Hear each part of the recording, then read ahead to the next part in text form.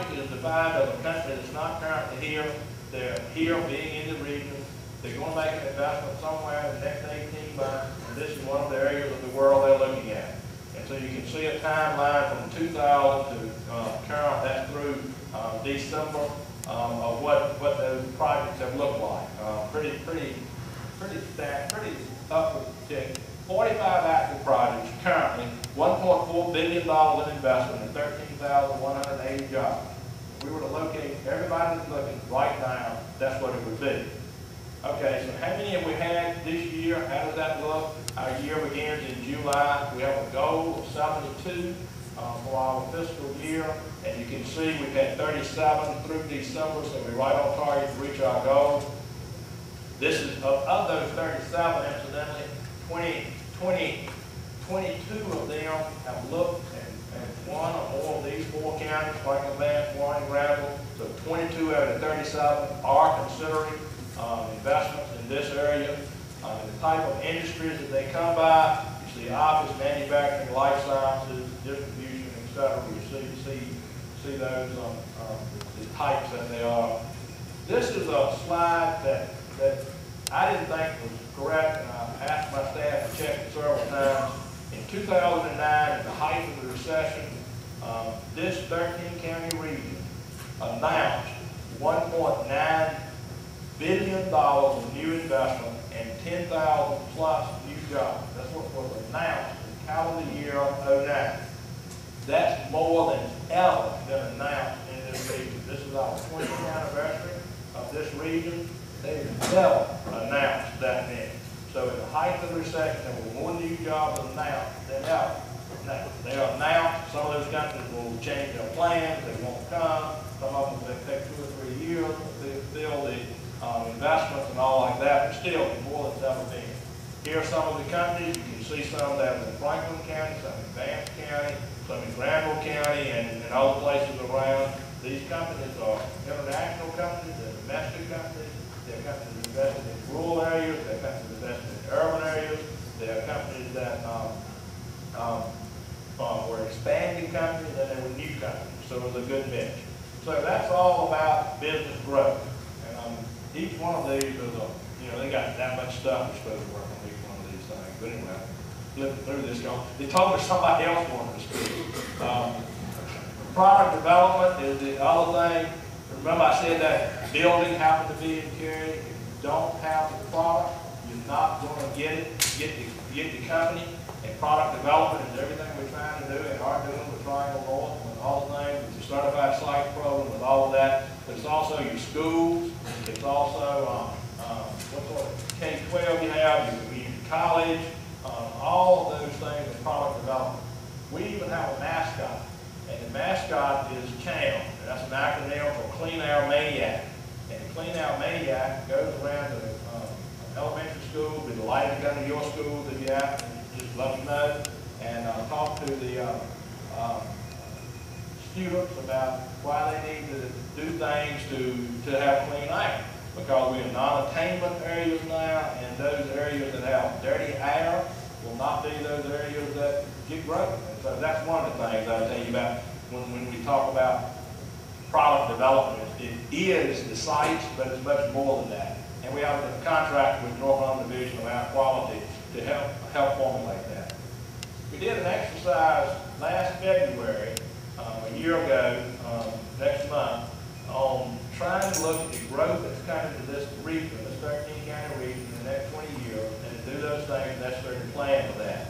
And we, a lot of you participated in that. That was the deal that we did with the Urban Land Institute, and put a bunch of Legos and stuff around and did all that sort of stuff. And good exercise. But out of that, what we've asked each of the counties and each of the towns and cities to do is to adopt guiding principles as they adopt their growth plan.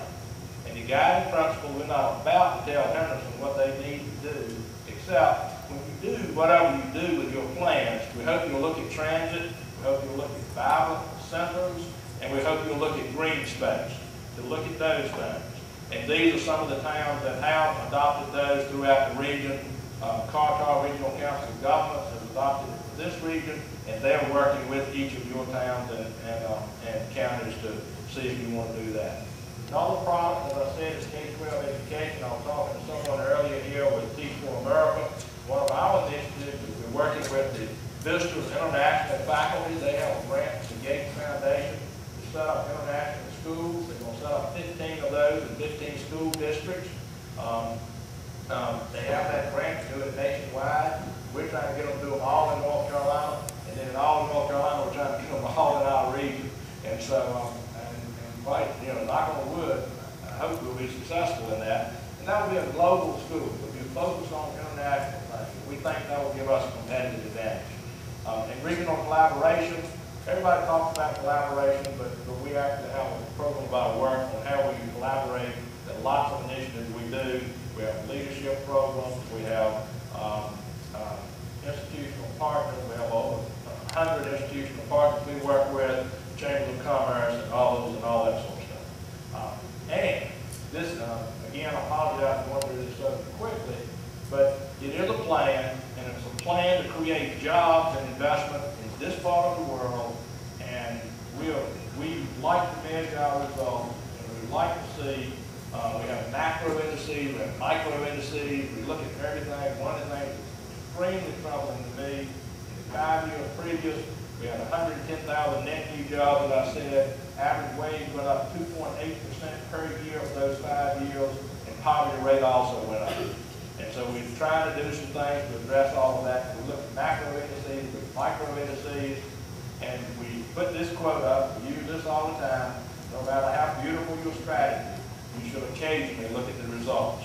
And we will look at those results, all of those numbers, on our annual State of the Region event, which is May 27th, 7:30 a.m., and I hope you will come to that. And that's my presentation, and I appreciate your attention. And you want me to do my next step, Senator? Just one moment. Okay. First, we want to see if anybody has any questions for Charles. All right? Anytime you ask a question, what we'd like you to do is identify who you are, where you're from, and maybe a little bit about your professional background. This gentleman right here. Good morning. Don't want to have to walk all around the room here. I may take all the time. My name is Paul Adams. I am a native of Vance County. Native of Vance County. I left Vance County in 1957. I went off to school, and I didn't really come back until the year 2006. Shoot away, one more year than 50 years. But the reason I'm happy to have an opportunity to speak is that having been away, I never lost my love for North Carolina or Carolina diehard basketball anyway. But I never lost my love for Carolina, the state, and what is happening or not happening in the state. And as I listened to Mr. Hayes, appreciated everything he had to say, but there was a piece of the wonder that I am stressed about, and I'd like to take a moment just to hit it lightly. When we talk about jobs and we talk about bringing new industries into the communities, that's great. But what they are? Furniture buys.